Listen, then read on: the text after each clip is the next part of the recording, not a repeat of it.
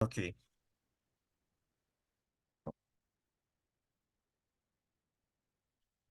Então, pessoal, bom dia, né? Mais uma vez me apresentando. Me chamo Gabriel Mateus, sou fisioterapeuta aqui de Salvador, né?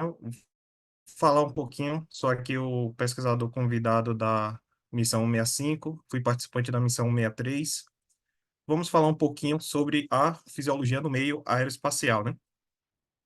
Bom, apresentando um pouquinho, eu sou fisioterapeuta há 12 anos pela Escola Baiana de Medicina e Saúde Pública, né? Para quem não conhece, é uma faculdade particular daqui de Salvador.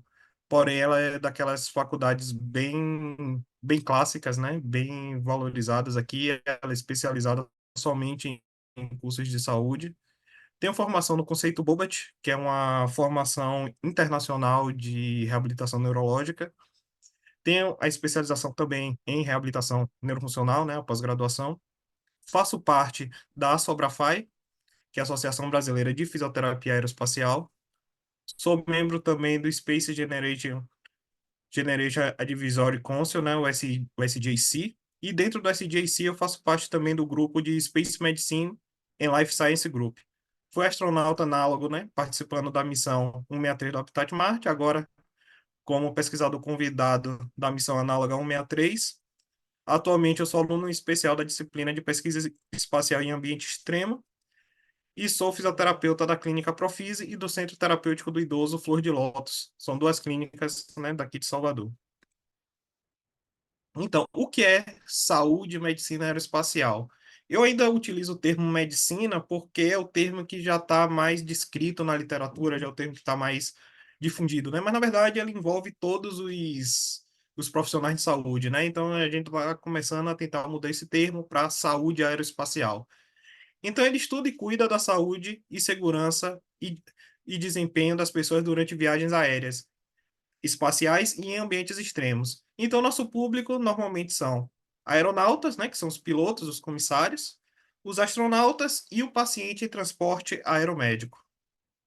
As subáreas, nós temos o transporte e o resgate aeromédico, a medicina de aviação, a medicina espacial, a adaptação ao ambiente extremo, né? Esse ambiente extremo a gente pode considerar a montanha, o fundo do mar, um outro planeta, um satélite, né?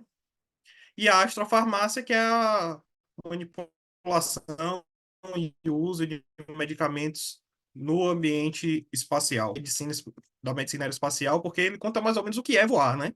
O passarinho fala, né, o rapaz ali escrevendo, olha lá o desgraçado romantizando voar outra vez, vou criar asas e voar. Já parou para ver como é voar? Não aguenta meia hora, é exaustivo, não pode parar, o céu é frio, se desmaiar, se estabaca no chão.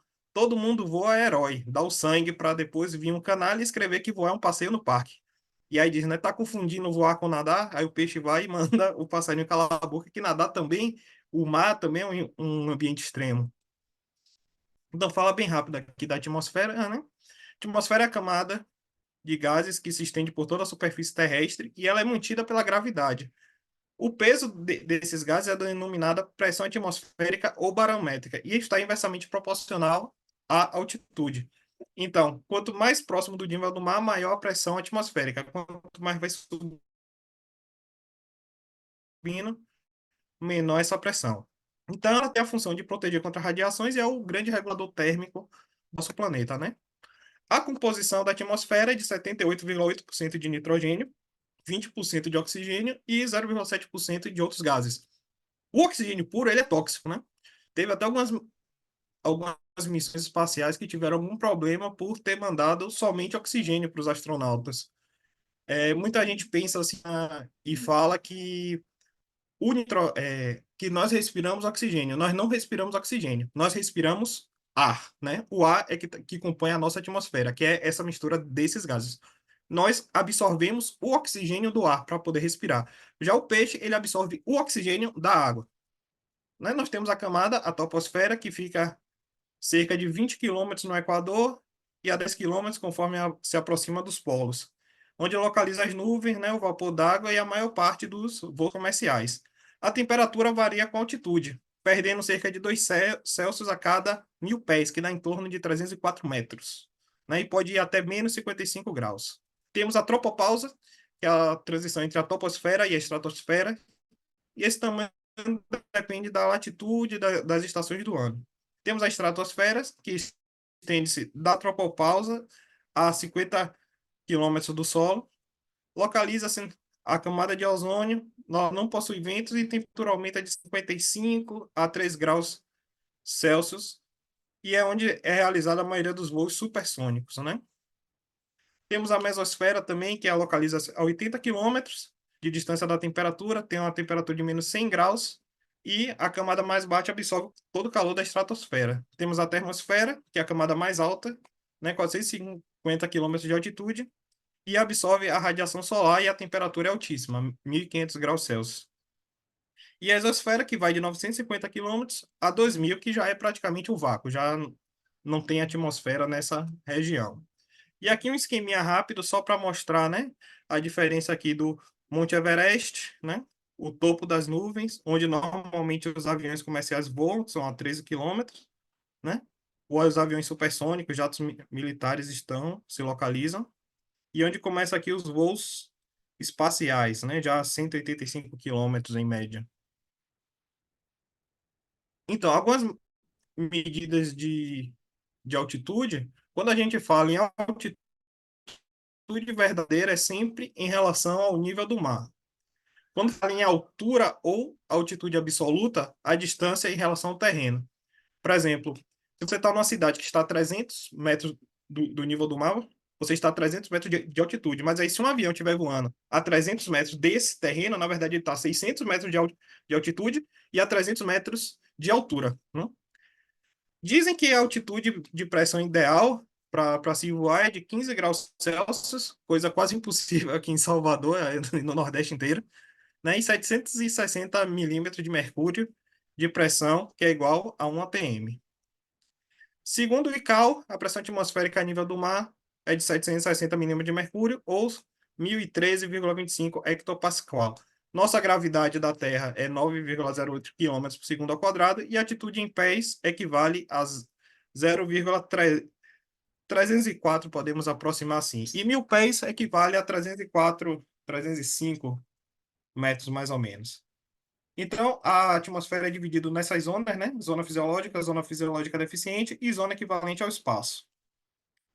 A zona fisiológica vai até mais ou menos 10.000 pés, tá? O corpo é capaz de se adaptar, porém pode apresentar alguns sintomas como tontura, sensação de ar aprisionado, dores de cabeça, aumento da frequência cardíaca, respiração curta e rápida. A gente observa muito isso quando a gente está voando, sente aquela dorzinha de cabeça, quando vai para um lugar de altitude, né? Atleta, quando vai jogar na Bolívia, sente essa diferença. Temos a zona deficiente, que é localizada entre 10.000 e 50.000 pés, né, que a pressão é 87 milímetros de mercúrio, tem mais dificuldade do ser humano se adaptar. Então, para isso, precisa de aeronaves pressurizadas, né, ou suporte de oxigênio, se estiver subindo uma montanha, ou se estiver numa aeronave não pressurizada. Então, o teto máximo que se pode voar num voo comercial é de aproximadamente 41.000 pés, que dá 12.500 metros, com cabine pressurizada, ou aproximadamente 8.000 pés a 2.500 metros se não for pressurizado. E temos a zona equivalente ao espaço, né, que é 50.000 pés, cerca de 15 quilômetros, a 193 quilômetros. Ela não tem efeitos fisiológicos estudados, né? Porém, acima de 63.000 pés, os fluidos, como a gente tem pouca essa pressão atmosférica, nossos fluidos tendem a entrar em ebulição e a gravidade diminui. Para voar nessa área, é necessário utilizar roupas espaciais. Né? Aqui a gente mostra o avião voando na zona fisiológica deficiente, o traje, né, que os pilotos de caça usam para não sofrerem esses efeitos, e temos as famosas máscaras de oxigênio dos voos comerciais, que isso aqui é muito importante, que já ocorreu algumas despressurizações e as pessoas não colocam totalmente essa máscara no rosto, né? Ela tem que cobrir o nariz e a boca. As pessoas normalmente utilizam ela cobrindo somente a boca e ocorreu alguns casos que poderiam gerar algumas fatalidades, mas graças a Deus não ocorreu nada. E a zona equivalente ao espaço, né? Normalmente é, os voos supersônicos. Temos o exemplo aqui de aviões militares, né? O famoso SR-72 e o U-2, em que praticamente viajam com os mesmos trajes dos astronautas. Então, vamos às principais alterações causadas por isso. A primeira é a hipóxia, né? Que é a falta de oxigênio no sangue. Então, temos a hipóxia de altitude, temos a hipóxia estagnante, que é quando o sangue ele deixa de circular um pouco pelo corpo, né? Nas situações de microgravidade que eu vou falar mais na frente, esse sangue tende a ir muito para cima, então alguns tecidos ficam sem receber sangue, ou no caso da macrogravidade, que a tendência é que o sangue desça, então o cérebro, essas regiões mais acima, não recebe tanto sangue. E temos a hipóxia histotóxica, que é quando você tem uma diminuição tão grande da pressão que o oxigênio não consegue se ligar na hemoglobina, né, que é aquela estrutura ali do sangue que vai carregar o oxigênio pelo corpo. Então, né, na aviação ela ocorre acima de 10.000 pés, né? Às vezes pode ocorrer por descompressão da cabine ou nas falhas do sistema desse oxigênio. Então, os sintomas, ela é indiferente até 2.000 pés e seu corpo começa a compensar, você tende a respirar um pouco mais, né? Sua saturação de oxigênio diminui, você se sente um pouco tonto, um pouco menos cansado e ela vai crescendo até mais ou menos 21.000 pés, que dá em torno de 6,5 mil metros. Para evitar, né? Evitar voar muito alto, utilização de EPI se for necessário e retomar a altitude tolerável o mais rápido possível. Normalmente é isso que ocorre quando você tem um voo comercial. Se ele despressurizar, você tem ali 5 minutos para o avião descer até abaixo de 10.000 pés para não ser necessário a compensação, o uso de mais oxigênio. Aí você aumenta, né, sua frequência respiratória. Aí, além disso, você tem o estresse, pode sentir alguma dor, alteração de temperatura corporal, alguma vibração no corpo. Né? Ou seja, aí, além disso, você pode apresentar sintomas cardiovasculares, né? Neurológicos, diminuir sua precisão de movimentos, sintomas gastrointestinais, musculoesqueléticos e até psíquico, né? Ficar nervoso com toda essa situação. Temos os disbarismos também, né? Que é termo genérico para situações que ocorrem com o aumento de altitude e a variação pressórica para baixo. Nós temos a aerodilatação, né, que é a expansão de gases aprisionados nas cavidades corporais, e a doença da descompressão, que é justamente a precipitação de gases nos líquidos corporais do sangue. É como se estivesse chovendo gás no seu sangue. Aqui, esse esqueminha mostra mais ou menos o que ocorre. Quanto mais você se eleva, né, para uma situação de uma altitude, a tendência é que seus gases do corpo se dilatem, né? Hoje está muito na moda as áreas VIPs, que as pessoas vão tomar cerveja, vão tomar refrigerante, vão tomar espumantes, se enchem de bebida gasosa e quando vão voar acabam passando mal porque está com muito gás no corpo e acaba se dilatando. E ao contrário, quando você diminui essa altitude, né, pelo menos aqui na Terra, ou aumenta a pressão atmosférica, no caso da pressão da água, esse gás tende a se comprimir, né? Que a gente viu quando ocorreu aquele acidente com o submarino lá que foi visitar o Titanic. É um caso também que para a gente é muito difícil a exploração em Vênus, por isso que a gente prefere Marte, porque em Vênus a pressão atmosférica é muito forte. Então, a única missão que chegou a pousar algum equipamento lá em Vênus não durou mais que 20 minutos, porque a pressão atmosférica danificou o equipamento. Nosso corpo nem aguentaria a pressão de lá. E aí nós temos essas pequenas alterações, nós temos a aerootite, que é a dor no ouvido, né, por causa dessa diferença de pressão, principalmente quando a gente está subindo, a aerosinusite, que só a dor aqui na face, nos seios nasais. Eu que sofro de sinusite, sempre que vou viajar de avião, eu tenho um ritualzinho de lavar o nariz, colocar dilatador nasal para poder não sentir essa dor. Temos a aerodentalgia, que é a dor de dente, normalmente quem tem alguma obturação, né, e fica aquele buraquinho, esse ar aprisionado nesse buraquinho do dente tende a expandir e gerar essa dor. A aerogastria, como eu falei, são os gases do corpo que vão tentar, é, vão dilatar, então você vai ter um maior conforto gastrointestinal, né? A aerocolia é mais aqui no intestino e a aerogastria é mais no estômago. Temos o mal do mergulhador, que é quando o cara vai para uma profundidade muito grande e volta de vez, que também há essa dilatação. Temos o aumento do volume do nitrogênio nos vasos sanguíneos, né? Isso pode causar dores articulares, irritação cutânea, distúrbios respiratórios, distúrbios do sistema nervoso central e colapso cardiovascular. Não? Temos aqui o tratamento para a doença da descompressão, que é a câmara hiperbárica, tanto que no meu projeto, na missão que eu participei anterior, a 163, eu coloquei no projeto de Marte uma câmara hiperbárica justamente porque, como a pressão atmosférica de Marte ela é bem menor do que a Terra, provavelmente o traje dos astronautas serão pressurizados. Se numa atividade extraveicular acontecer um acidente, é bem provável que ele venha a ter doença da descompressão. Então, se faz necessário o tratamento na câmara hiperbárica.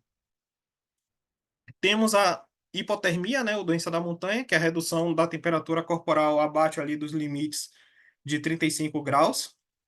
Né? Então, evita se agasalhando mesmo. Não tem muito o que fazer aqui. É se agasalhar e lutar contra. E temos essas duas situações. A geladura, que é aquela lesão parcial causada pelo frio, aquela queimadurazinha quando a gente tem, quando pega no gelo, quando pega numa coisa muito gelada. E o congelamento, que aí já entra uma questão de necrose, né? Já é uma lesão mais permanente. Então, isso ocorre devido à mudança muito rápida de altitude, que pode ser aclimatada após semanas ou permanência na altitude. Ocorre devido ao oxigênio do ambiente ser reduzido, e os sintomas são falta de ar, taquicardia, náuseas e distúrbios do sono. A prevenção, né, se você estiver a pé ou de carro, é ir de forma lenta e, se possível, elevar-se de 200 a 300 metros por dia após atingir 2.400 metros de altitude. Por isso que os astronautas, os astronautas, não, desculpa, os alpinistas, eles vão subindo o Monte Everest sempre bem devagar. Né? Além disso, nós temos as ilusões visuais. Isso também no espaço deve ser muito importante, que é a percepção errônea de alguma coisa ou situação. A visão humana sempre proporciona interpretações falsas, né? Em aviação, terrenos irregulares, alterações climáticas podem oferecer sensações visuais diferentes. Aqui, né, um exemplo de ilusão visual. Essa imagem está parada, mas o esquema de cor, o esquema de traço dela nos dá a impressão de que ela está sempre em movimento. Então, você andar por. Você está lá fazendo um voo em cima de um planeta, ou até da Terra mesmo, você passa por uma cidade que é muito igual, muito quadradinha, você tem essa noção de que alguma coisa está errada, você não consegue ter a sensação real. Né? Muitas vezes, quando a gente fala assim, né? Nós temos o costume de falar assim, ver um objeto e falar, ah, deixa eu ver, e vai pegar, justamente porque no nosso subconsciente a gente tem essa sensação que nossa visão nos dá sensações errôneas. Então a gente precisa pegar, a gente precisa tocar para ter a verdadeira noção daquilo. Né? Nós temos a desorientação espacial, e o ser humano se utiliza do sistema proprioceptivo, né? Que é o nosso sistema que vai nos dar a noção de posicionamento no espaço. No espaço que eu digo, onde a gente está. Para orientação espacial de forma consciente e inconsciente. Nós temos os estereoreceptores, né, que são os receptores da pele, os próprios receptores, que são das nossas articulações, para saber se o braço está subindo, se o braço está indo para o lado. Os interoceptores ali, que vão estar dentro das articulações ali e dos músculos, para dar essa sensação. E o sistema vestibular, que é o nosso grande sistema de posicionamento, seria o nosso giroscópio, que fica aqui, mais ou menos, próximo do ouvido. Trouxe aqui um esqueminha do sistema vestibular. E então, cada canal desse, né, possui uns cílios, né, células ciliadas, e uns cristais que vão deslizando por eles para nos dar a sensação de movimento, né, tanto para cima, para baixo, para o lado e para o outro. Agora, por que isso acontece? Porque, como estamos na Terra e estamos submetidos à gravidade da Terra, nossa base vai ser sempre a gravidade nos puxando para baixo. Né? Então, se a gente virar para um lado, ele vai para uma direção. Se vira a cabeça para o outro, vai para outra direção. Se gira a cabeça, também. No... Quando a gente vai para o espaço, a gente se perde completamente dessa noção da onde a gente está, do nosso posicionamento. Né? E no voo também, porque você tem várias forças ali agindo dentro da aeronave. Nós temos a gravidade puxando a aeronave para baixo, nós temos a aceleração puxando ela para frente, nossa inércia de estar parado nos puxando para trás, né? A força aerodinâmica jogando a aeronave para cima, então ali fica tudo meio confuso. Então, a gente precisa muito do nosso visual para entender, por isso que muita gente passa mal em voo. porque fica sem ter o visual e o corpo não consegue interpretar todas aquelas forças acontecendo ao mesmo tempo. Tem gente que tem isso de forma até mais grave, justamente no até mesmo em carro, né? Tem essa sensação. Às vezes jogo de primeira pessoa também tem gente que leva um tempo para se acostumar. Então, a desorientação espacial é a causa de 10% dos acidentes aéreos. E 90% destes acidentes por desorientação espacial são fatais.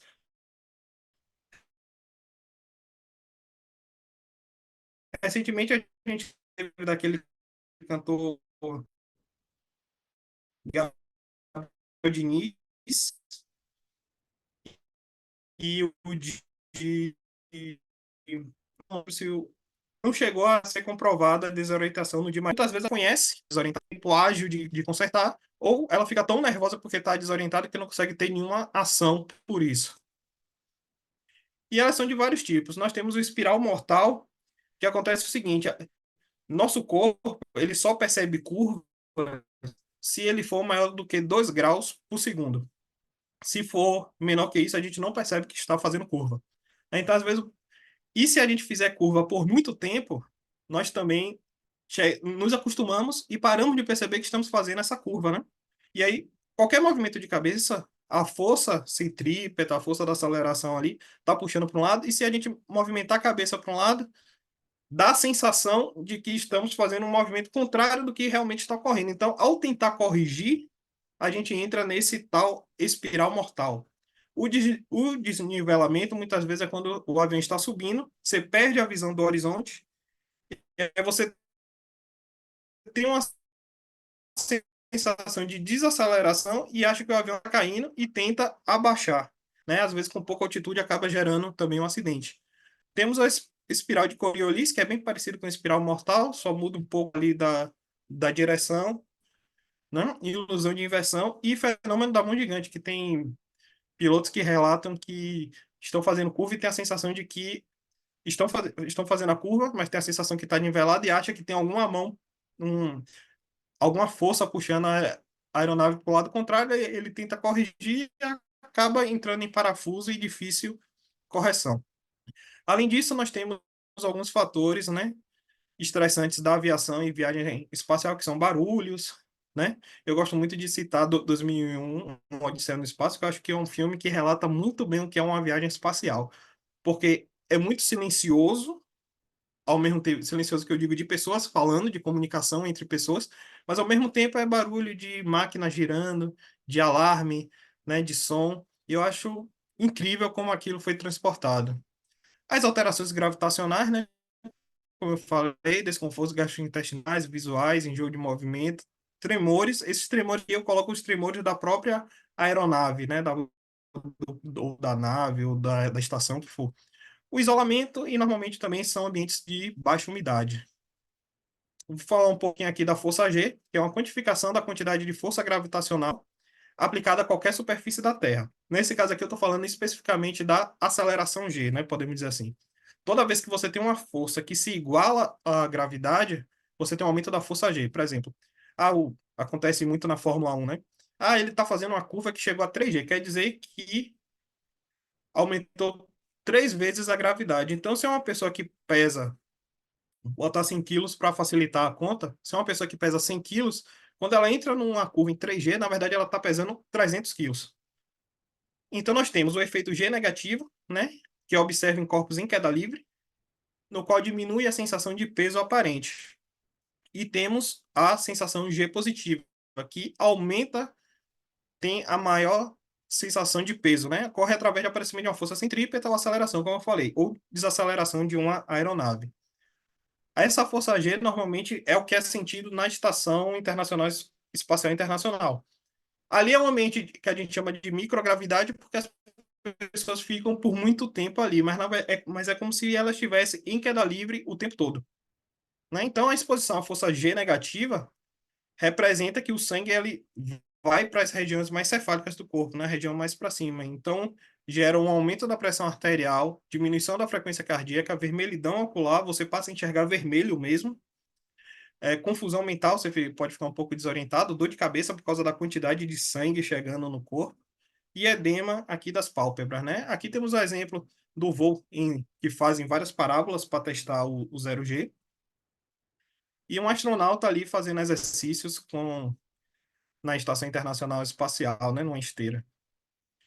E aí temos a exposição à macrogravidade ou força G negativa, que é aumento de peso do tórax, como eu falei, se seu tórax pesa 20 quilos, então, se você for para 3G, ele vai pesar 60 quilos. É uma coisa que quem trabalha na área de saúde vê muito em UTI, e nosso pulmão, né, nossos órgãos internos, eles são muito, eles estão associados à nossa altura, não ao nosso peso. Então, se a gente for muito gordo, muito obeso, é, às vezes nosso pulmão não consegue vencer toda aquela resistência que está em cima dele, né? Nossa caixa torácica. É a mesma coisa aqui na macrogravidade. Nosso peso aumenta tanto que não precisa, porque a tendência é que seu sangue vá lá para baixo, você perde um pouco dessa circulação ali cefálica, né? E chega até a perder a consciência. Aqui mostra o teste de pilotos de caça, né? E astronautas também passam por esse teste, que chama de centrífuga, que vai aumentando a velocidade até chegar ali no limite de 10, 11G, para eles aumentarem essa resistência a essa força G. Vamos falar agora de microgravidade, hipogravidade e hipergravidade. Né? Ali no primeiro momento eu falei muito dessas acelerações que aumentam e diminuem a força G. Aqui já estamos mais numa situação espacial mesmo, né? Que são as situações que a microgravidade é a exposição à gravidade minimizada quase a zero, que é a estação espacial, né? Os voos orbitais experimentam essa sensação. A hipogravidade, né? São as situações que a gente encontra em corpos celestes, podemos dizer assim. A Lua não é gravidade, ela tem uma gravidade ali, 1,3. Marte também tem uma gravidadezinha ali.